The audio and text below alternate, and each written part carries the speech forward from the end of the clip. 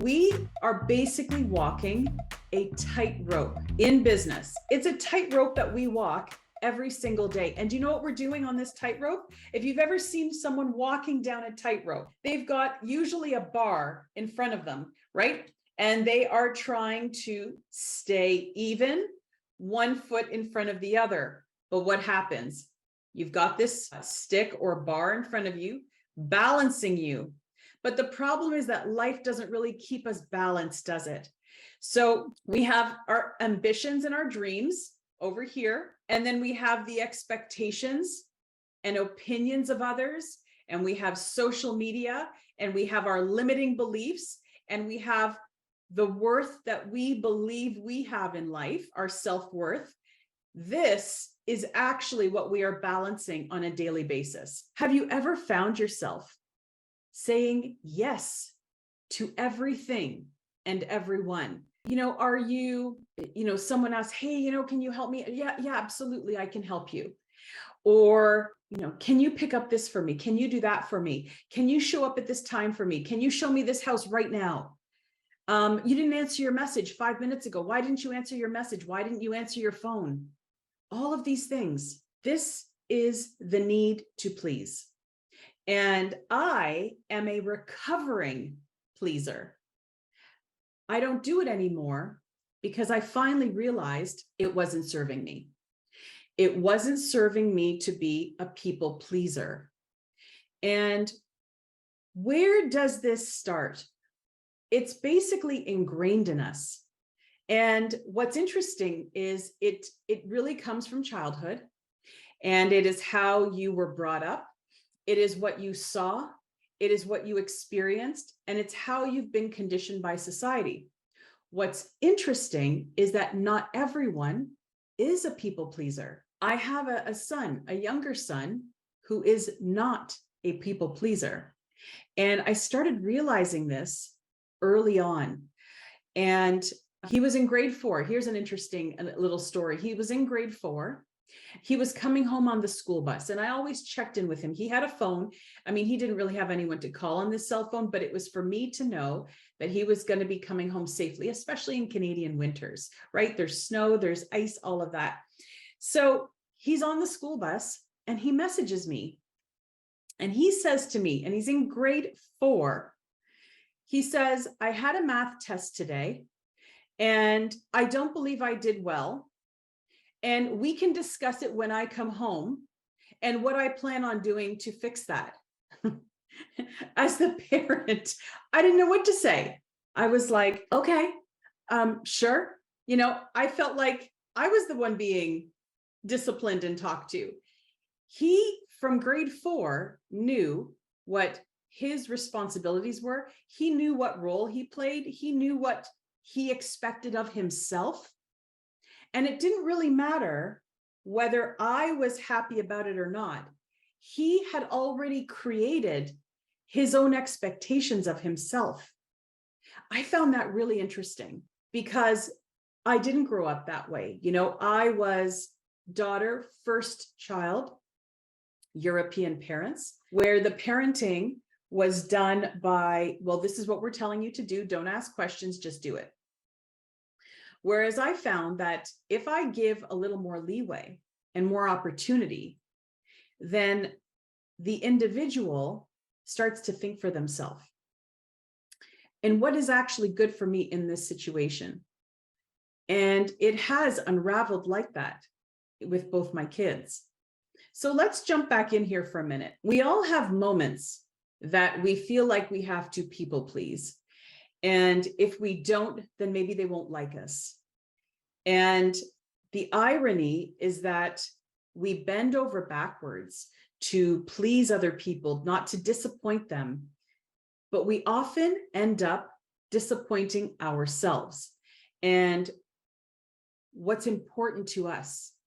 And the road or the journey that we're trying to create for ourselves keeps getting disrupted by other people. Now, the problem is that it doesn't just cause discomfort.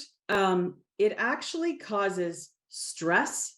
It will cause overwhelm. The number of things that it will cause for you when you keep bending over backwards, you will end up being the most unhappy person at the end of the day, because you have been fulfilling everyone else's agendas, their calendars, and their goals in life. Yesterday, I posted the words of Brené Brown, and they were, you either walk inside your story or you stand outside of it and you hustle for your worthiness. When you don't embrace who you are and your gifts and what you bring to this world, the special gifts that you bring, you as the individual, you are simply running to please other people's opinions of you, right? Whatever judgments they have created of you, that's what you're running toward.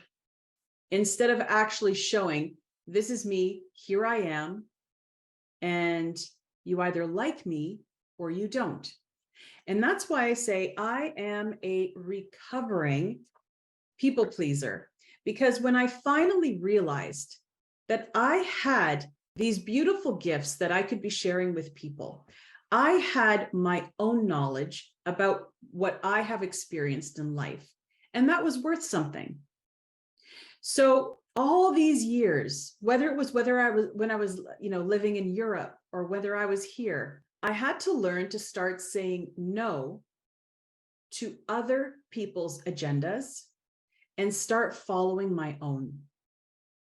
So this is a really good statement for you to make a note about, for you to write down in a diary, on your phone, in the notes app, wherever you want to keep it. But I want you to remember this one statement.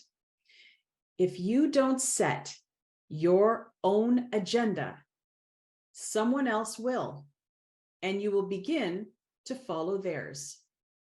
So if you do not set your own agenda, you will be falling into someone else's.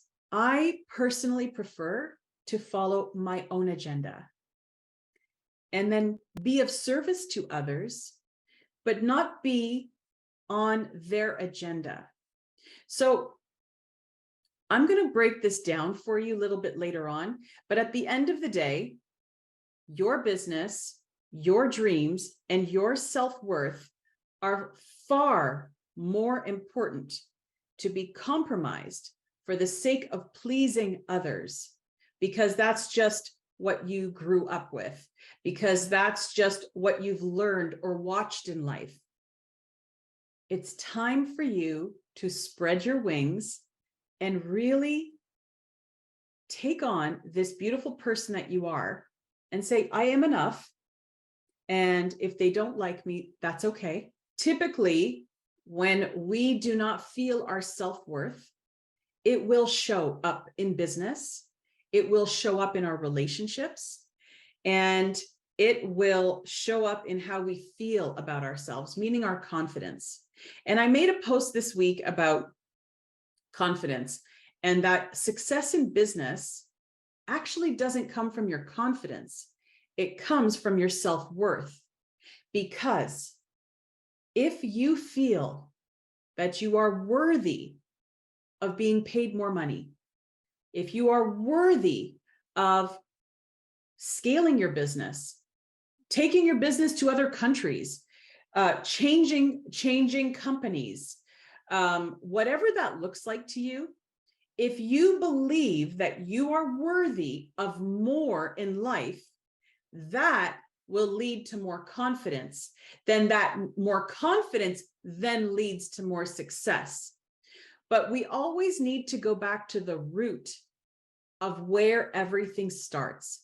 And it begins with your self-worth, how you feel about yourself and the value you offer to other people. So today, I am going to show you 5 steps to boost your self-worth beyond money, opinions, and the likes on social media. If you're finding this interesting so far, can you put something in the comments saying, yes, you know what? I agree. I don't agree, Katharine. Actually, I think this. Write me something to know that this may be resonating with you. And yeah, you know what? I am a people pleaser, and I've been trying to overcome that. Or, no, you know what? I stopped doing that long time ago. Or sometimes we can tell ourselves that we stopped doing it, but I'm going to give you some examples and I want you to think about them and tell me if you fall into those categories. We live in a society right now where we are told that maybe we aren't good enough, we're not successful enough, we're not attractive enough, we're not popular enough, we don't have enough followers on social media, our videos aren't being watched enough. Whatever that case is, there's a lot of lack, right? That we lack something. And that does play on our psychology and then what we feel about ourselves. You know, if you watch children up until a young age, carefree. They really don't care what you have to say about them. They're going to do what they want to do. I mean, babies basically dictate the lives of the parents. Young children will dictate what's going on in the household, right? They'll start throwing a tantrum, whatever, because it's their way or the highway. But as they go into primary school, and I can say this confidently because I taught primary school, I taught high school, and I taught university. And I have been watching the sociology in how people interact with each other, particularly students. Then as they got older, how did they interact with each other? And it is fascinating to watch the evolution of how a child's individuality changes right through those years. When I taught primary school, they were free. They would shout out answers in class. They didn't care if they were wrong. That was sort of like the really young ages, let's say 5 to 8. Then I realized by the ages of 8 and 9, right up until grade 12, that's when they started looking around. Who's watching me? You know, when they said something, the other kids would make fun of it. All of that is what starts the people-pleasing part of you to start igniting. It actually started off when you were probably around 7 to 8, and it traveled right through high school. So you either had a really good experience during that time, were never made fun of, were the popular kid, everyone loved you, which really was probably 1 to 2%. The other 98% probably fell into the other group of people where you looked around to see, you know, if I gave an answer in class, were other kids laughing? Should I even speak up in class? How often did you raise your hand to give an answer? And at what age did that stop? And it's interesting because I know for myself, I know exactly when it stopped. I was fine until grade 10, grade 9. And in grade 9, I had a French teacher. I was in French immersion, which means that half of my classes are in French and the other half are in English. So here's what happened. I had a French teacher who constantly decided she was going to pick on me in class. I had never been picked on. I had been that child who followed all the rules. I always had my homework done. I never got into trouble, was never mean to kids. I had gotten to the age of grade 9, so 13, 14 years old, being that perfect student. So then I get into this French class, and this teacher hated me. I couldn't figure out why. I didn't know what I had done, but every single class, she would say things like, oh, let's see if Katharine actually has a smart answer today. Slowly, as the year evolved, guess what happened? My hand going from here started going back down. Then I started retreating, keeping my head down. And I started doing that in all of my classes going forward. Never raised my hand again. And it's these moments that show us what happens to our self-worth, that one person, that we allow that one person in. As I then progressed, you know, throughout my education, I stayed quiet And I just did what I needed to do, and that was it. Then when I moved to Europe, I realized that I'm in this country by myself. I moved to Europe. For those of you who don't know, I left Canada at 22, and I got a job teaching at the age of 22 in Cyprus, a small Mediterranean island. And they definitely have their own way of doing things there, which, you really need to adapt if you want to have a happy life. So I started teaching primary school there, then moved into high school, then got a master's degree in education and was teaching in the university there. But what I learned is that all of a sudden, I have to be my own hero. If I don't speak up for myself, my parents aren't there to help me. It's me. I've got to figure this out. So my self-worth slowly started to increase again because I realized that I had to find my first job. I had to figure out how to speak Greek so I could speak to parents. I had to figure out how to teach because now I've got these students in front of me. And how do I learn to teach at the age of 22 when I've never gone to teachers college? So it was observation, learning, and trial and error. I had to make mistakes. I had to fail sometimes. I had to say ridiculous things in English, Greek, and parents laughing at me because what I was saying was completely, gibberish. They didn't even understand what I was trying to say to them in Greek. But I had to go through that, believe it or not, in order to bring up my self-worth, in order to bring up my confidence. So think about that for a minute. The more we fail, but learn from it, not fail and then feel sorry for ourselves. The more we learn from our failures and mistakes, not only do we grow, but our self-worth actually increases because we say to ourselves, wow, that was a really good experience. I mean, I know I looked silly when I was saying those words wrong in Greek, but I actually learned how to say them right. So that's a win, because then the next time I have to speak to a parent, I know exactly what to say now. Self-worth goes up.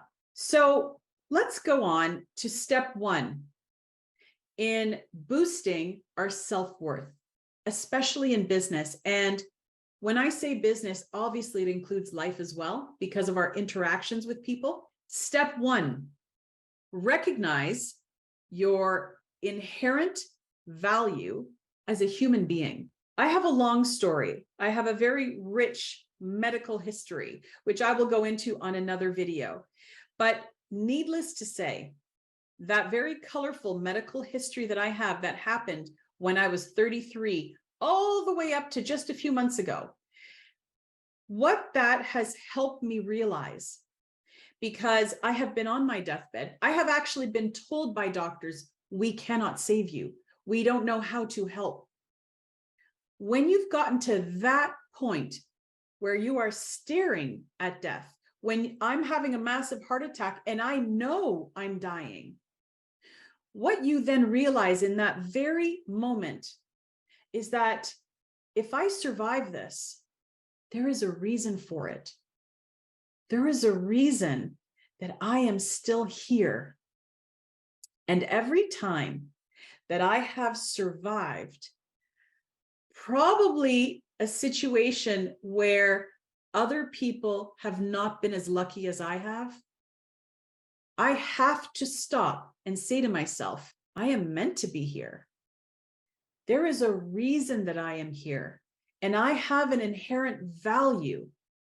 So all of you watching right now, the fact that you are sitting here right now, watching this, means that you have an inherent value and gift because you are still here. So many people are not. So many people have left this world, and it doesn't mean that they didn't have a gift. It means that that was just their time, but you are still here. So my question to you is this: what are you going to do with this gift that you have, that you are here right now today? is the way you are living life today. Is that the way that you are going to repay this gift to the universe, to God, to whoever you believe in? Is the way you are living life today the way that you will repay, or just in gratitude feel rewarded for being here still another day? And I'm going to correlate this to your self-worth, because it is only when you realize your inherent value in this world that all of a sudden you begin to experience these different shifts in life and in business. You are not your job. It's what you do, but it's not who you are. You are not your income. Your income is what you earn, but it does not define who you are. Your appearance, this is the outer shell. You are a spiritual energy inside. That is why the soul leaves the body when the body can no longer function. So the body is a shell. Some people are thin, some people are not. Some people have had accidents and can't move all of their body parts. Some people can. It's just what you've been given. Your achievements, your popularity, your likes, your followers, those are just things, but they do not define who you are. When you decide to take some time and to think about these values, your talents, your skills, your passions, your dreams, and your potential, they don't equate to these things that you've done. And if you are relating your awards that you are receiving, the car that you drive, the house that you live in, if you are relating these to your value, at some point, you will not feel fulfilled, because a car can break down, you can move house, you can change countries, and the only thing coming with you is you. So remember that it is you who you will take to all these places. So you have to become really comfortable with who you are and the value that you bring to this world. Now, before we go into the next part, I want you to remember that you are worthy of respect, kindness, and compassion in this world by whoever you have an interaction with. And I'm going to go into how that plays out in business. So B, there is a two-part to this recognizing your value. Your performance is fueled by energy. So very interesting study done. There was a study done across thousands of high performers and high achievers. And what they found is that individuals who were not high performers and high achievers, if they were sitting beside, in proximity, or every day had interaction with people who were high performers and high achievers, their performance increased automatically by 15%, just because the energy being transferred back and forth between the individual and a high performer or high achiever, it was so strong that automatically that other individual just started to increase in their performance, in their attitude, in their value, their self-worth. However, they also studied those individuals who they put in a study with low performers or underperformers. Now, here's what's really interesting. The results when they came back was that that individual's performance actually dropped 30%, double. It actually decreased. Why is that? Because the energy transfer between a low performer or an underperformer, can you guess what it is? What would their mindset have been? Negative, opinionated, judgmental?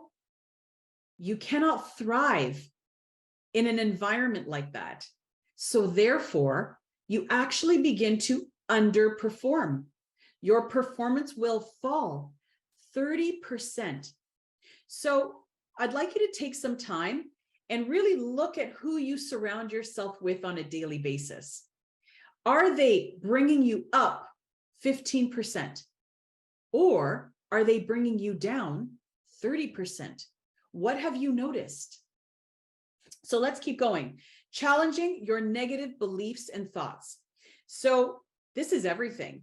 The thoughts that you think, the thoughts that you feel, that you internalize quietly, that no one hears, they are actually dictating how you move forward every day.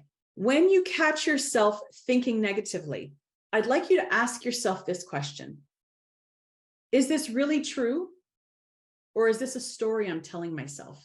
Like, is this actually a fact? Or have I created this in my mind? So let's say you're invited to a conference, to a party, to a dinner, whatever that is. And you're going to this environment where you don't feel comfortable. Maybe you don't feel like you measure up. Maybe you were invited to a high achiever conference with millionaires. And you walk in there and you think, I'm not a millionaire. I don't really feel comfortable here. Have you ever been in a situation where you walked into a room and you weren't sure if you should be there or not? And those thoughts start going through your mind. I don't know if I should be here. This is really uncomfortable. Like, look at what they've done. Look what they've accomplished. I haven't done those things yet. I think they're going to look at me a certain way. Ask yourself if this is true. Is it a fact that they really think that about you? Or have you created this in your mind? Have you put a limit on what you think you can achieve in life? Have you decided that there is a cap as to what you can achieve, and anything beyond that is just, it's overwhelming, it's too much, it'll never happen, I'm not that person, they were lucky, they were born with money, look at their parents, look who they married. If these are the thoughts going through your mind, you have already put a cap on where you think you can go in life. And that comes from self-worth, which comes from these ideas and thoughts that you've been telling yourself all these years. The story that you have created is just that.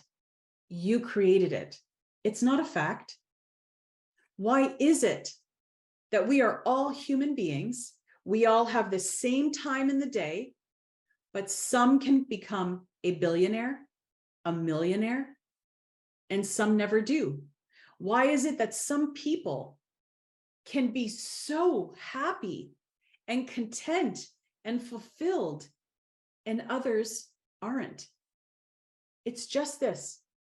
It's actually just the stories and the beliefs that you have been telling yourself. So when I've been coaching and teaching all these years, one of the first things that I start working on with people is actually the mindset. And I go all the way back to the beginning and we start working through different things. And what that does, it starts to begin a shift in how you think, your perspective in how you see things. And what happens is that business will also start to change. Every time, business will start to change. It will start to improve. Doors will begin to open. Opportunities become flowing in. You may think, no, I don't think so. That would never happen to me. I don't have that luck. This is not luck. This is about changing the story, your personal narrative, shifting it, changing it. Because until that happens, nothing changes if nothing changes. Let's go on to gratitude and appreciation. When was the last time you felt gratitude for what you have accomplished? When was that? How often have you said to yourself, wow, look what I did. I actually accomplished something that I didn't think I would. Go back in history and ask yourself, what are all the things that I've done that have brought me to where I am today? Is this where I thought I would be? And if it's not, ask yourself why. Where along my journey did things happen that didn't evolve into where I wanted to be at this point in my life. What happened? Usually it's the talk that started in your head. Something happened. It was a person who maybe wasn't encouraging. Maybe they were the complete opposite, telling you it's something that you couldn't do or shouldn't do. And you listened. And then that became a story you told yourself. Can anyone relate to that? Have you ever had someone in your environment who was not supportive? And you actually started believing that. You didn't until that point. You were good until that point. But then when that person entered and you started hearing these things, that's when you started questioning. Well, maybe they're right. Maybe I don't know what I'm doing. Maybe I do need them in order to be successful. We need to start undoing those voices, removing them, and actually reminding ourselves what we did in life to get where we are today. And that's what I help people through. I can move anyone from point A of feeling stuck and clouded judgment to B, literally rising in their business in a very short period of time, simply because I have been doing it for 25 years, over and over and over. So expressing gratitude and appreciation, not only for what other people do for you, but for what you do for yourself, is really important. Number 4, this one's really important. Setting healthy boundaries and standards. So boundaries are everything. And it really has tied into what I was talking about earlier. Not to let others dictate how you live, how you should feel. How many of you have had a situation where you feel upset? You know, you're sad or you're angry, and someone says, well, you can't be angry. You can't be upset about that. Why? It's my feelings. Sure, I can. I shouldn't stay in them, but I have the right to feel them. The problem is that when we have a lack of self-worth or confidence, sometimes we can stay in that feeling for too long. We can stay sad for too long. We can stay feeling like we're a victim for too long. We can stay feeling helpless for too long, because ultimately you are the hero of your own story. And until you realize that there's no one coming to save you and that you have to figure out life, that's when your self-worth, like a barometer or a thermometer, it starts to rise. So here are some things that I would love you to remember. Don't allow others to take advantage of you or treat you poorly. Don't allow other people to pressure you into things. And the sooner these things happen where you don't allow that, right? You're not falling into other people's agendas, but you have this lifeline in front of you. You know where you're going. And you know if that person fits into your agenda or they don't. That's when everything starts to open up ahead of you, because there's no more obstacles. You know where you're going. That's the beauty of this. So right now, where you are today, do you know where you're going? Or do you still feel like there are these obstacles in front of you that other people have placed there? The moment you can remove some of them, it almost feels like you have been unshackled. You will begin to feel free. And that is where you begin to become unstoppable. Respecting yourself and your time. Once you begin to respect yourself and time and your time, other people will also begin to respect it. And I'm going to give you an example, 2 examples actually. So a surgeon, the surgeon's job is to be that person that goes in, operates on you, and they are going to save your life. They're going to fix your health situation. They're going to repair an issue that's happening. That is an important job. But I'll tell you what that surgeon isn't doing. They're not taking your blood pressure. They're not giving you a vaccine. They're not doing those things because their highest and best use is doing that surgery. Do you respect them less because they're not doing all those small little things? No, we don't. We actually respect them more. Why? Because they respect themselves and their time for what they know they're good at. And they're going to let other people worry about the blood pressure, the giving of the shots and the medication. That's not what their best use is. A lawyer. Can you just call up a lawyer? Maybe you can if they're a friend, but not if they're a friend. Can you just call up any lawyer and they'll be like, yeah, sure, come on in the office. I've got all the time for you. Never. Why? Because they respect their time and they respect their value and how much their time is worth an hour, which is why they charge so much. I'd like you to think about yourself in business. Do you respect your time and your value in business? When the phone rings, are you running toward it?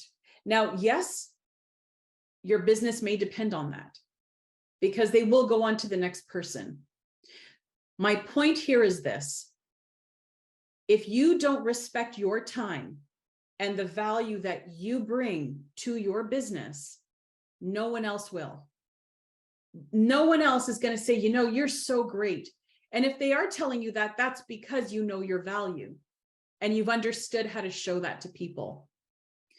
But I know in real estate, when agents are cutting commission or they are, you know, running too much, overly answering text messages and phone calls when they don't need to have that much communication, right? Sometimes less communication is better, because what I've learned through experience is that sometimes a client is just ranting.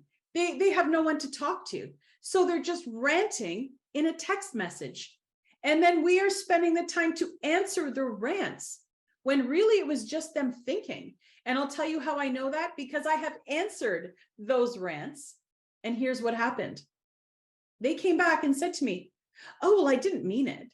It was just how I was feeling at the moment. So what if you see those text messages coming in? You can see that there's a lot of emotion behind them, and you just let them be for now. Let them calm down, because you need to respect your time. And you can say to yourself, well, is my time best spent answering their rant, or do I let them be? And then I just craft a really good email, or I make some notes on how to make them feel a little less emotional in this business transaction. People need time to calm down, as well as you. If someone is saying things about you, you need time to think it through. If you are answering people immediately when they are emotionally charged, it is the wrong time to be answering them. People need time to relax and cool off, and that's when you respond. So bringing that back, boundaries. What are the boundaries? Once you start initiating boundaries into your business and life, you will stop falling into other people's agendas and emotions. Emotions are huge.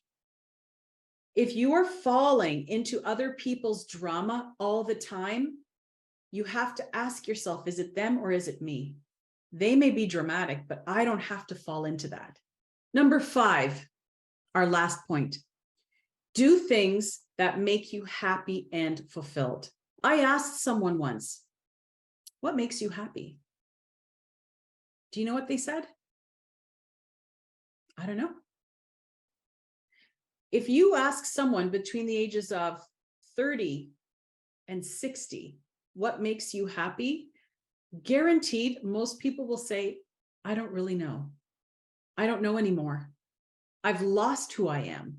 I lost them somewhere down the road of other people's opinions. I lost myself somewhere down the road where I started just doing what other people wanted me to do. So my question to you then is this: how do you get back up? Pursue your interests. Ask yourself, when was the last time I felt truly excited about the thing that I did?